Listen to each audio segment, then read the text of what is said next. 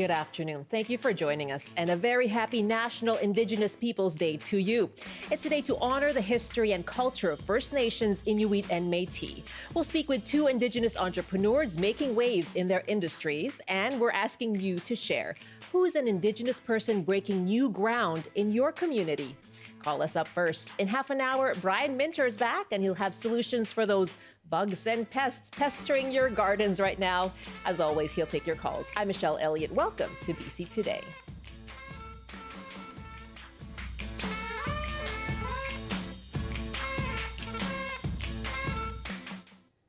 Thank you for joining us on radio, TV, and live stream. And you can call us now on our top story.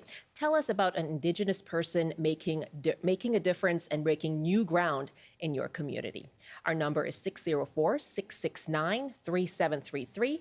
You can also dial 1-800-825-5950 or hit pound 690. You can email us, bctoday@cbc.ca.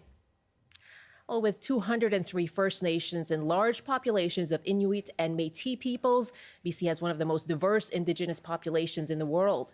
And we are celebrating their present day and future past on this National Indigenous Peoples Day, as well as their history. So let us know, who's an Indigenous person breaking barriers in your community? You can call us 1-800-825-5950, 604-669-3733. You can hit pound 690 on your cell phone, and you can email bctoday@cbc.ca.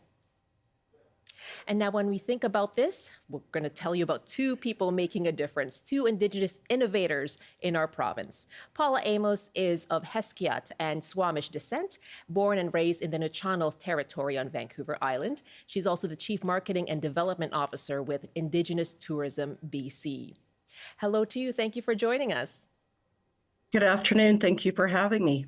And with me here in our studio is Josh Nilson. Josh is Métis. He grew up in a small community north of Prince George, waving at the camera there. And he spent over 20 years in gaming and tech, those industries, now an investor and advisor with the Indigenous Tech Circle. Josh, hello to you as well. Hello. Thanks for having me. A very happy National Indigenous Peoples Day to both of you. Thank you. Thank you. It's a great day to celebrate. It is a wonderful day to celebrate. I should just mention that there's something else that Josh is celebrating today. He is decked out in Oilers gear right now, along with a beaded medal. Tell us about what you're wearing, why you're excited.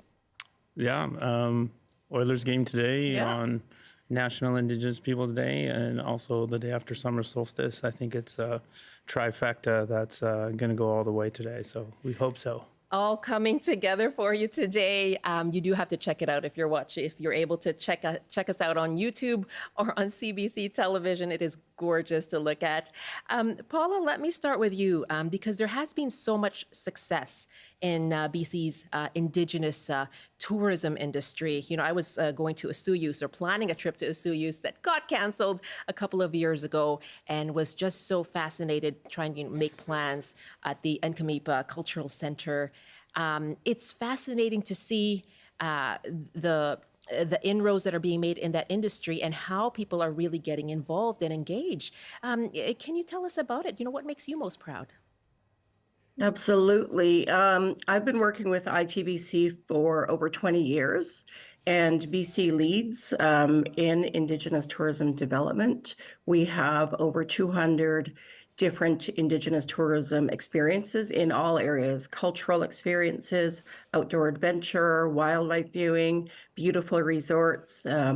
We know that 1 in 4 visitors are looking to include an Indigenous experience when they're here in British Columbia. So it's really exciting times to watch it grow.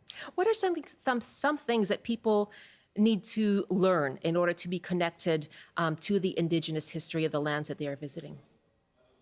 Yeah, the Indigenous tourism is a really great way that you can go out and learn. So you can go out and learn about some of the medicines that we harvest. You can learn about sustainability and how we really look at 7 generations when are out on the lands, and we have a really deep connection to our territories. So I think it's just some of those that basic learning that's there, that you mentioned it earlier, that BC is one of the most diverse provinces in the country and the world as well, with over 200 different First Nations and the Inuit and Métis. Yeah, it's a rich learning opportunity for sure. And Josh, tell us about your own journey from rural BC to the gaming and tech world, which is a very bustling world. Yeah, I started in a little community outside of Prince George called Willow River, and I just assumed I wouldn't be able to go into tech, or was kind Really? of discouraged to go into tech because I wasn't going to have a post-secondary education sort of 30 years ago. And now I've gone onto a journey in tech. I've been in tech for 20 years. I've been CEO of a gaming company, and I did most of that with on-the-job training. So I like to talk a lot about to youth about, and to people being retrained, that tech is like the new no-collar job. Treat it more like a trade and learn on the job, versus the only path can't just be getting a university education. Yeah, absolutely. How did you carve that path? Being told no due to that, to not having that post-secondary education, how did you carve that path? I think it was a lot of getting your foot in the door and starting to work at jobs that maybe weren't what the end result was, but doing that with on-the-job training and being able to go to schools like CNC and Capilano College rather than universities to kind of up your skills and then be able to tackle the next thing in technology and in games. Well, let me ask you both. I'd love to hear about your successes, but also tell me what you're reflecting on today, Paula. Absolutely. I'm over here in the Lekwungen speaking territories, and there's a big celebration at the Royal Roads University. And it's such a great way for Indigenous people to celebrate who we are, but it's also a great way for non-Indigenous people to learn who we are and learn more about our history. And it's a great way to support Indigenous business too. That business aspect that you're such a big part of as well, Josh. When you think about Indigenous Peoples Day, what are you reflecting on, and what comes to mind? Today, I'm trying to reflect on a lot of the success that has happened, especially in the tech community. I'm part of a small community that started with a handful of people, and today they just became a nonprofit of over 170 people in tech for Indigenous Tech Circle. So really just talking about growing from the grassroots, but also being able to celebrate success that people that are in that space. And how does your Métis heritage inform your work?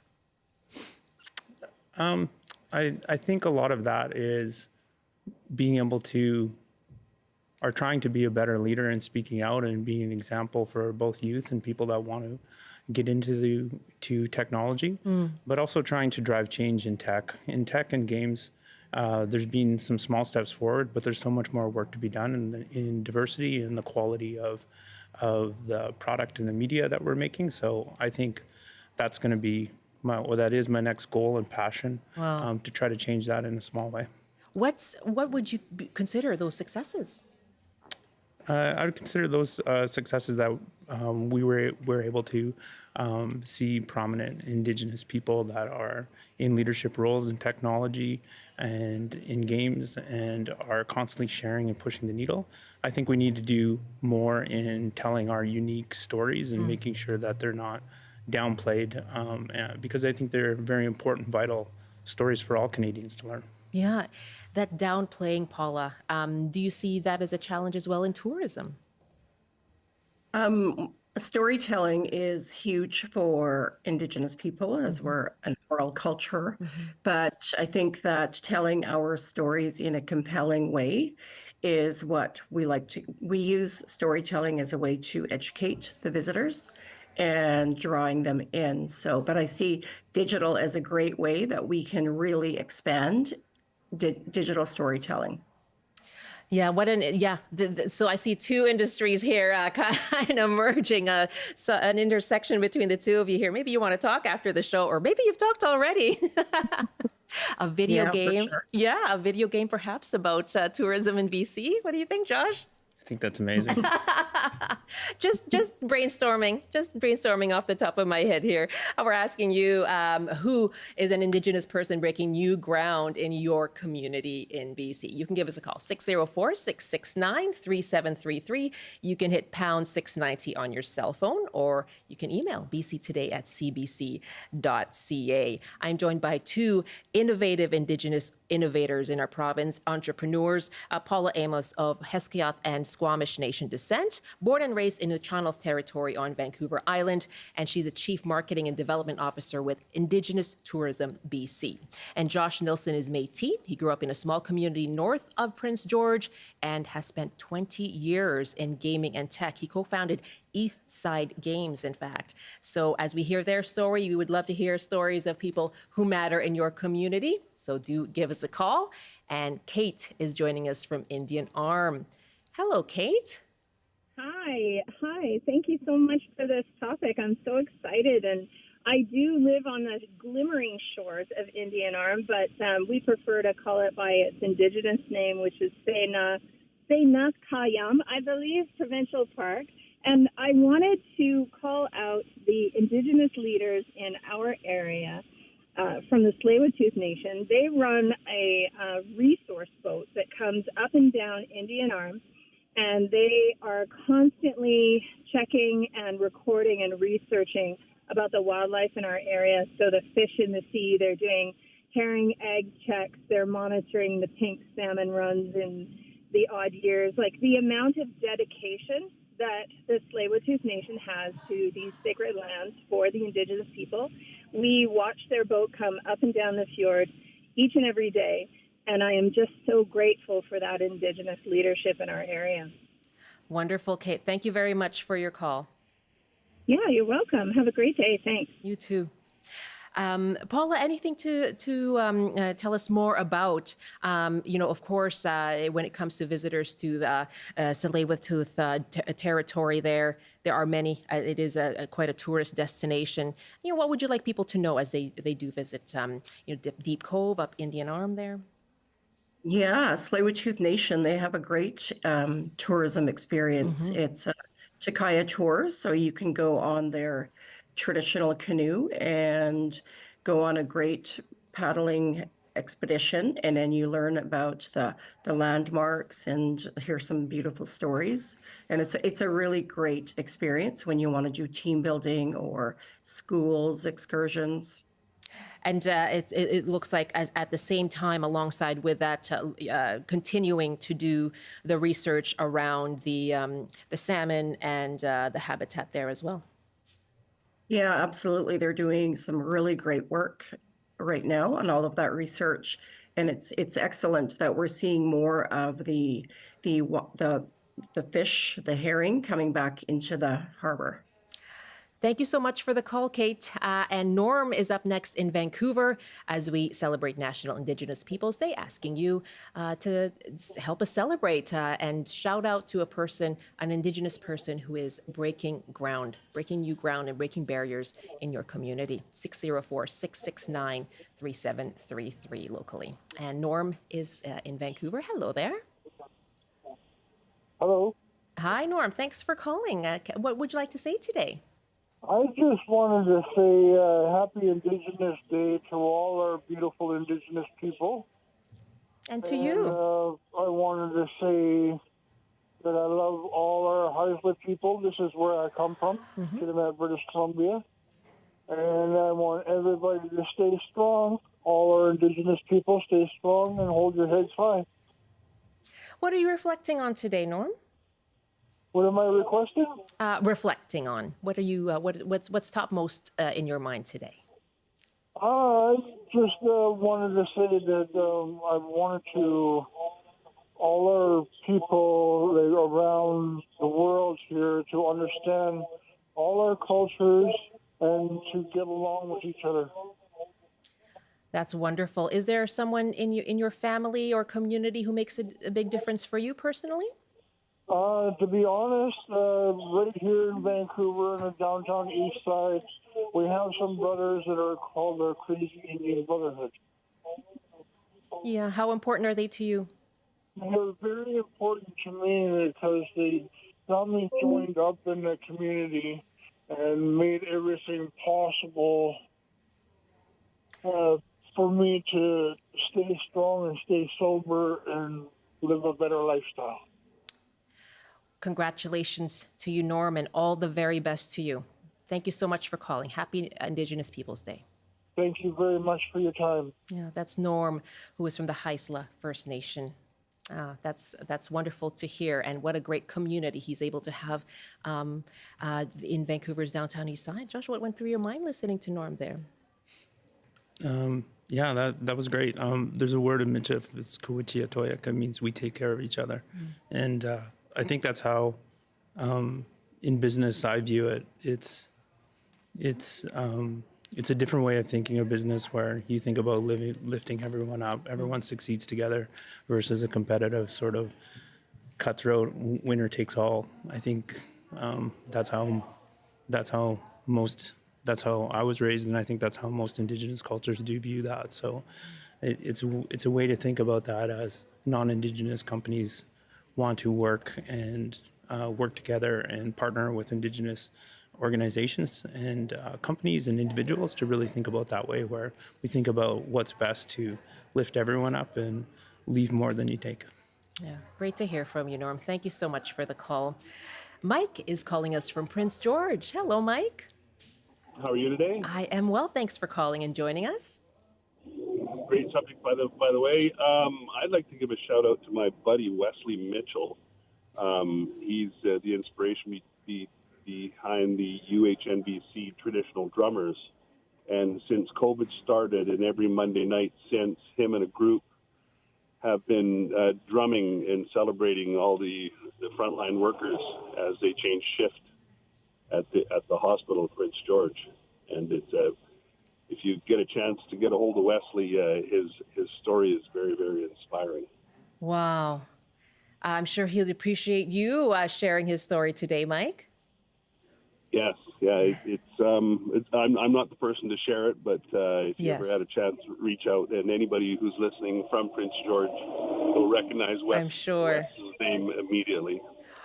Wesley Mitchell, who for the last 4.5 years has been leading a drum circle outside UNBC. It's turned into a group celebrating all across Prince George.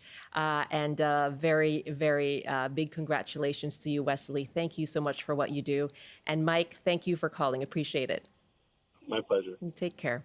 Astrid is our next caller now in Black Creek. Hi, Astrid. Hello, Gayla Keshla. I would like to say thank you, Gayla Keshla, to all of Annie Fred's children and grandchildren from Malcolm Island, also known as Alert Bay. Fabulous people doing a lot of good things, and they're language keepers. So granddaughter Sophia now is keeping the language.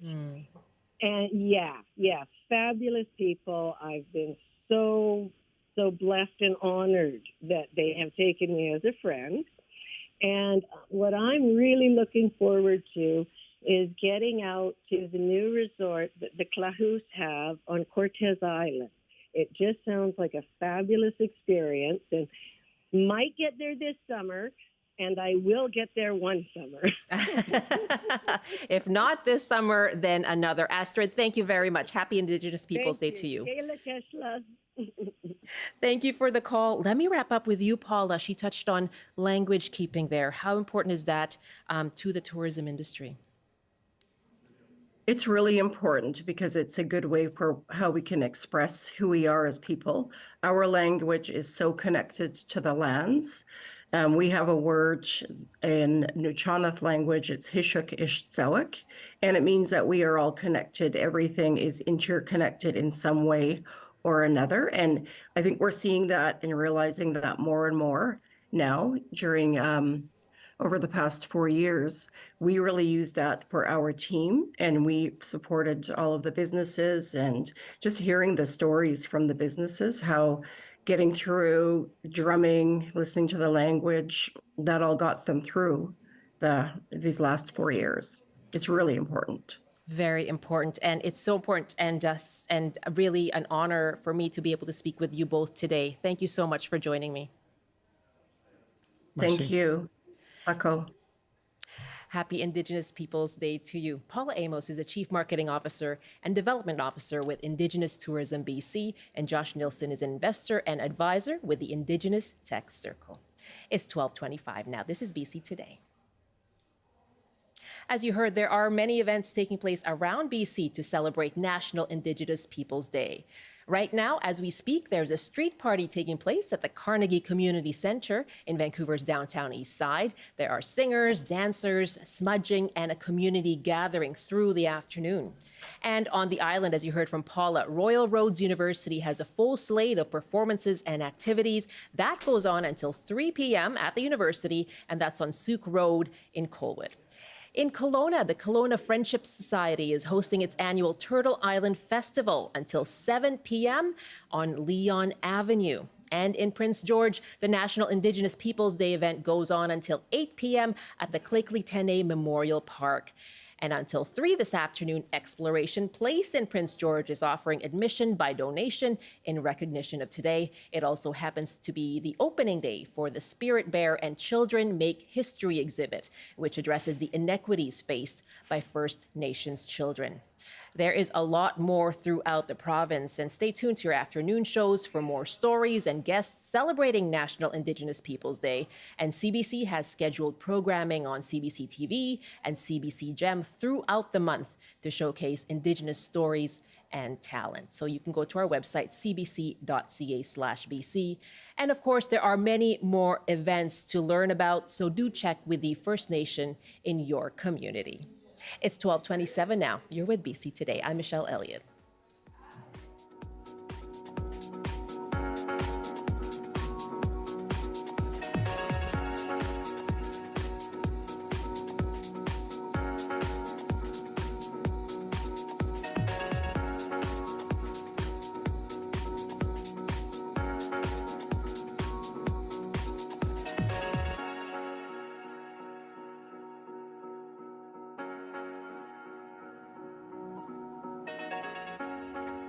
Well, every two Fridays, we are joined by BC Today's gardening columnist, Brian Minter. And as always, you can call us with your question to Brian, 1-800-825-5950, 604-669-3733. And Brian Minter joins me now from Country Garden Limited in Chilliwack. Hi, Brian. Hello. Hi, Michelle. Great to be here. Wonderful getting to great weather for our gardens for the weekend, which is kind of nice. Yes. You're so important for CBC. Thank you for celebrating Canadian Indigenous Day. That's such an important thing. So, wonderful things happening today. Yes, absolutely. Go ahead. Can I just mention one thing?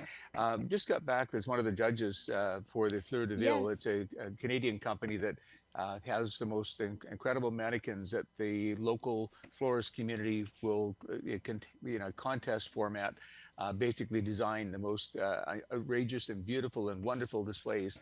There's a number of them at Van Dusen Gardens. It started this morning at 11 o'clock. And they'll be open for the next few days. So hopefully it cools down a wee bit over the weekend to keep those flowers looking fresh. But I would say if you have a chance to pop into Van Dusen over the weekend, you'll see incredible floral art. All gardening and floral arranging is all very important, but they're taking it to the next level in terms of absolute beauty. So it's a wonderful thing to see. It's a nice Canadian event, and happening again for the next few days in, at Van Dusen Gardens. And Michelle, too, in terms of today's theme, in terms of the pest control in our gardens right now, with the heat right now, a lot of things are wilting. We think we need to water them when in fact it's the heat that's causing the problem. So water in the morning if you possibly can. We're getting caterpillars chewing up some of our vegetables right now, that cute little cabbage butterfly moth. If you see them, you know they're going to be on the thing. There's organic ways to be able to control that. Some of your beautiful spinach and Swiss chard, you're ready to eat. Oh, it's got leaf miner all over it. There are little steps to control that. And one thing we always talk about as we get into August, folks are phoning in, my tomatoes have the bottoms that are all rotten. What's going on? Oh, dear. That's a simple deficiency of calcium. And it's now time to lime our tomatoes. Little things we could and should be doing to prevent a lot of the issues that are happening out there. And I guess the last thing, very quickly, is so many of our hanging baskets right now, you have to be so careful not to overwater. And so water in the morning if you possibly can, but gently lift the bottom of the basket up, but get a sense of the weight. And if it feels quite heavy, leave it alone. Well, overwatering is very difficult to fix. Underwatering, you can fix that in a moment, but just checking those things carefully, and your planters as well around your home. When it gets hot like this, they do get into stress, but having the right amount of water, and don't forget giving them lots of nutrient, really picks it up. It does an amazing job as well. So we'll talk more about that when we come back, but those are a few things that I think are really important. Sounds good, Brian. That's Brian Mincher, our gardening columnist here on BC Today. He joins us every other Friday. And yes, he'll be back to take your gardening questions right after the CBC News Update. And here's Robert Zimmerman. Good afternoon. The air quality bulletin has now been lifted here in the Lower Mainland after an industrial fire in Richmond. It started last night in a warehouse near the River Rock Casino and was finally put out at around 6 this morning. There are no reports of injuries and there's no word on a cause. Police have released few details about a body found this morning in Kelowna. The discovery was made around 7 o'clock in Waterfront Park. RCMP say they are still trying to identify the body and determine a cause of death.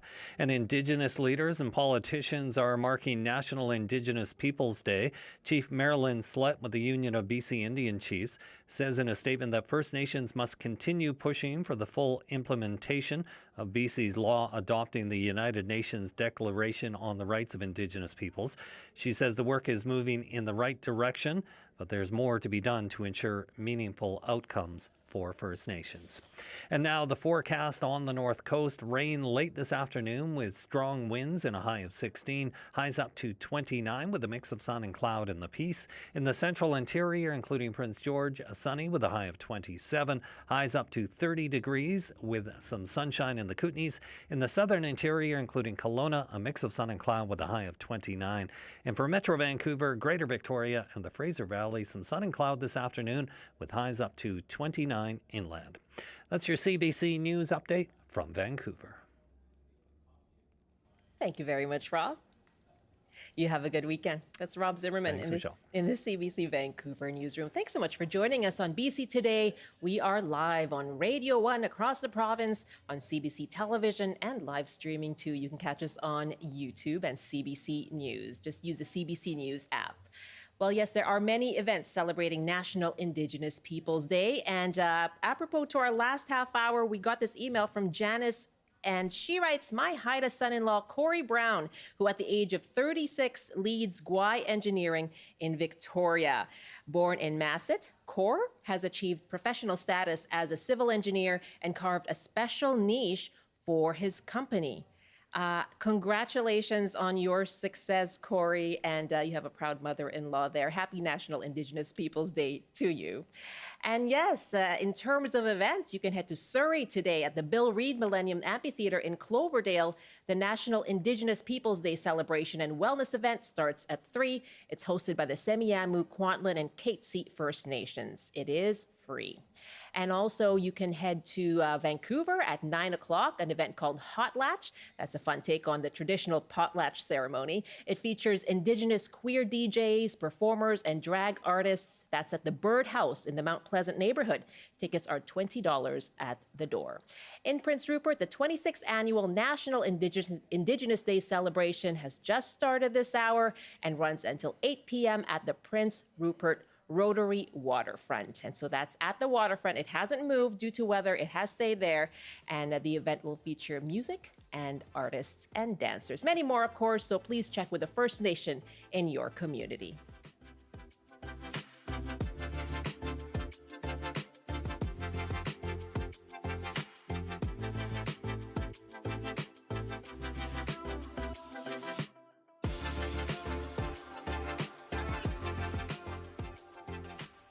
Well, today's gardening columnist Brian Minter is here now taking your questions. Our numbers again are 604-669-3733, 1-800-825-5950. You can hit pound 690 or you can email bctoday@cbc.ca. And Brian, you had more to say about the bugs and pests just infesting our plants. Yeah. Yeah, in our gardens, we work so hard to get everything looking great, both with color and continuous food over the summer months. And these things come up all the time. And for example, as you mentioned, mildew on many of our plants right now, particularly peas, they are very susceptible to it. And so remember, water in the morning and keep the water off the foliage. That's very, very important. And get the water into the soil where, the roots will benefit from it, but not getting it all over the leaves. The other thing, too, is the caterpillar community, and we want them as butterflies and so on. But they're particularly on our currants and gooseberries right now. They look so good, and then almost overnight they're decimated. You have two ways of doing it. You want to stay totally organic, getting remake cloth, that floating row cover, putting it up over top as a canopy, and that also works very well for spinach and I would say Swiss chard and so many other leafy vegetables. Just simply putting a canopy over top will prevent them from getting into your plant. It's the number one way in North America of protecting organically. We do have BTK, which does not harm our predators, which is great, which you can spray on. It's a bacteria, essentially, to stop them from chewing, and that's very, very important to be able to do that as well. And in terms of heat stress on so many of our vegetables, especially young ones coming up right now, a little bit of mulching over top. You can use some of your compost that you have at home, even some of the composted bark and so on. Putting it around your plants will hold in moisture, especially when it's so hot. Watering is a concern today, and having enough water. So any type of mulching we can do in that regard is really important.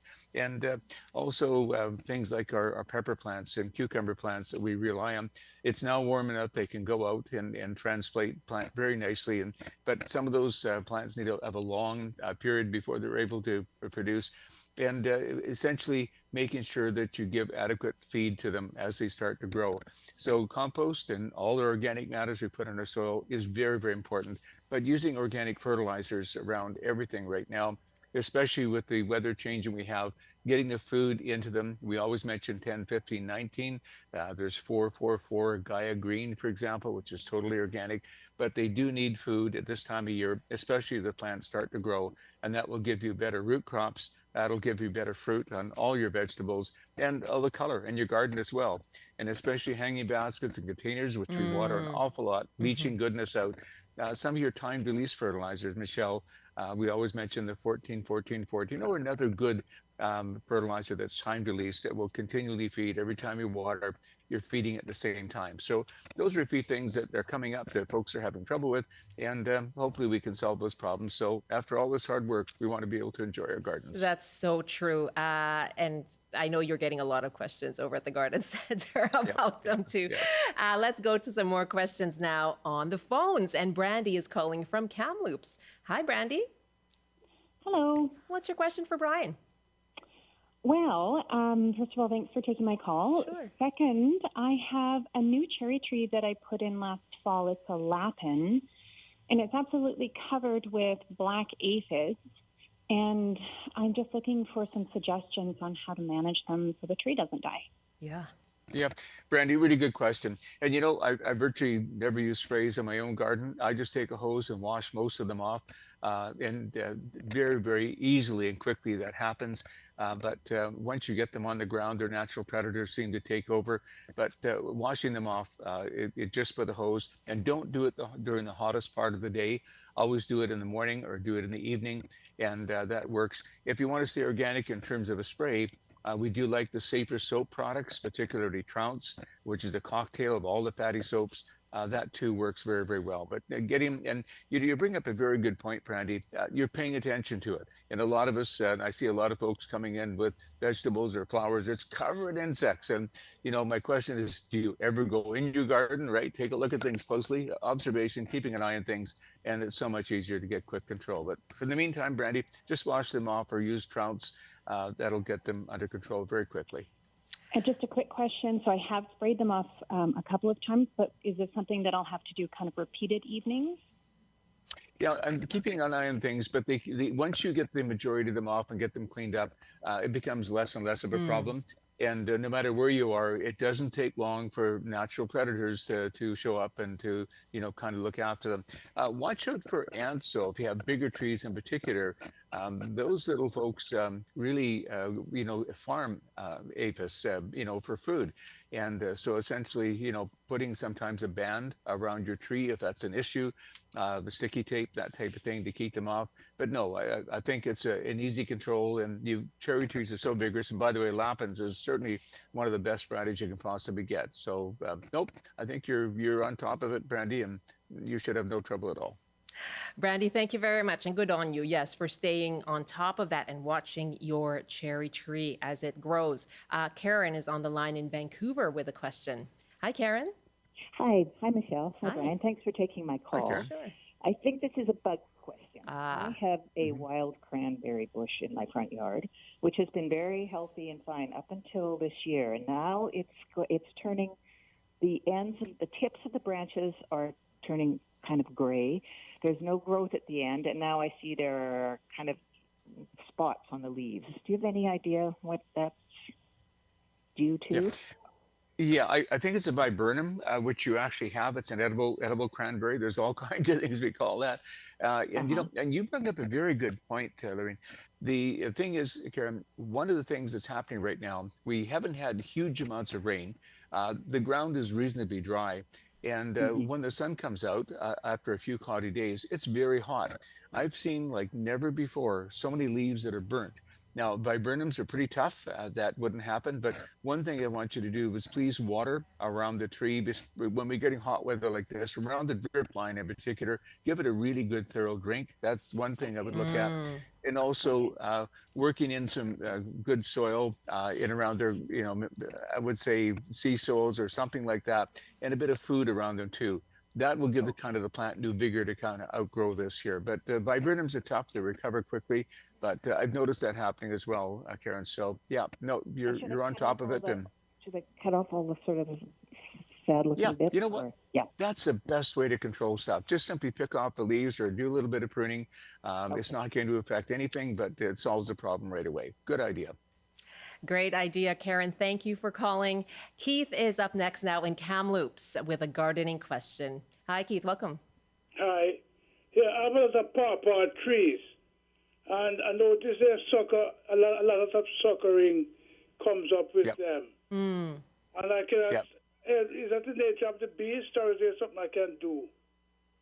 No, Keith, that's a very good question, and there's a lot of folks don't realize how hardy the pawpaws are. They originate from the eastern Canada and eastern United States and so on. They are very hardy, but most of them are seedling. They're not grafted varieties, Keith, and because of that, you'll find that you will get branching. But Keith, let me assure you, you're in charge. However you want the tree to grow, if you want to have just a single stem and then have a tree branching out, take off the bottom foliage and train it into more of a tree form, or if you like more of a bush form, again, train it that way. But you're in control. I personally prefer the tree form. So taking off some of that bottom growth, whatever, to get a nicer looking plant, it's just easier to maintain and looks better in the landscape. So yeah, you could take that off right now, Keith, with no problem whatsoever. Is the suckering I'm talking about, though? There's so a lot of suckers. Yeah, well, most of the pawpaws the eastern ones are not grafted. So if you do have a grafted variety, anything coming from the bottom below the graft, take it out immediately. Absolutely. But above the graft, again, it's your choice in terms of whether you want to leave it or not. So it all depends whether it's a grafted tree, because if it's not grafted, the so-called sucker growth, the bottom growth, will go into productive fruit-bearing branches over time. So, Keith, it's really your choice in terms of how you want to approach that. Keith, thank you so much. And great to hear, though, about these trees being still very hardy, though. That's really good to know. They're delicious. Oh, they have a kind of almost like a banana flavor. They're absolutely amazing. Yeah, they're Love cool. that. Corinne is our next caller in North Vancouver. Hi, Corinne. You're calling about an apple tree. Yes, my two apple trees. I believe I made a mistake. Brian. I think I pruned too early. It was February the 19th, and I haven't had any flowers or fruit. Are these younger trees right now, I Corinne? would say approximately 4 to 5 years. Okay, yeah. Well, you know, we never make a mistake. We just do things probably we want to change and do a little bit differently. I like But that. the thing is, what you want to do right now for the apple trees, and most fruit trees other than cherries, is get a number of branches, train the tree in a way that the branches are growing horizontally, layers of horizontal formations. Take out the center of the tree and open it up so you get more sunlight and air coming into the center of the tree. But when you have the branches going in a parallel horizontal formation, it's more likely to set spurs and buds for future development. So we can't do anything right now, but we can sure work hard on making sure that we get everything set up so that the buds and spurs will start developing over the summertime. And at the same time, I would really make sure on both of those trees, if you feed them again something like a 10, 15, 19 higher phosphorus and potash, that helps in the formation of those the buds coming for next year. So sideways pruning and essentially a little bit of high phosphorus and potash nutrient will make a big difference. So you do get blossoms and fruit next year. Thank you, Brian. Corinne, Okay, good luck. good luck to you. And Thank yes, you. not a mistake, but a lesson learned, lesson to be learned. You bet. You came to the right place. Either way, Corinne, thanks for the call. 1-800-825-5950 is our phone number. That's around the province. Locally, 604-669-3733. Or you can hit pound 690 on your phone. Our email is bctoday@cbc.ca. Our next caller is Palinka at Lee Creek. Hi, Palinka. Hi, Michelle. Hi, Brian. Hi. Happy solstice and National Indigenous Good Day. point. And to you, thank you. Also, I have a question, surprise, surprise. I'm creating a new garden from raw forest, and I've been gathering local soil additives, I guess you could call them, and I'm wondering whether rotted wood is better to be fir or deciduous rotted wood to add into the mix, because my soil is quite clay and sandy, but not very loamy. Okay, Paulinka, that's a really good question, and both are good. But you know, rather than unless it's completely broken down, you're better to take that wood and compost it for a bit and let the bacteria break it down so it's more useful in the soil. I'm gathering like logs, like rotten birch logs they're completely disintegrated and kind of perfect. them and crushing them up. Yeah.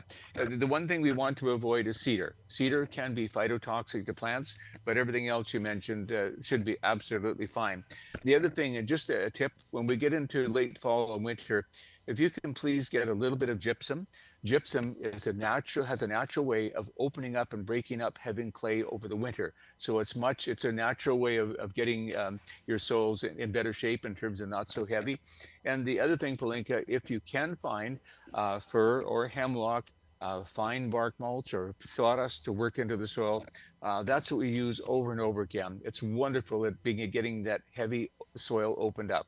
And as good as it is to use some of the bark and so on you've got there, adding a little bit more into your soil, and people already are saying, oh, you can't put that in because it eats up nitrogen.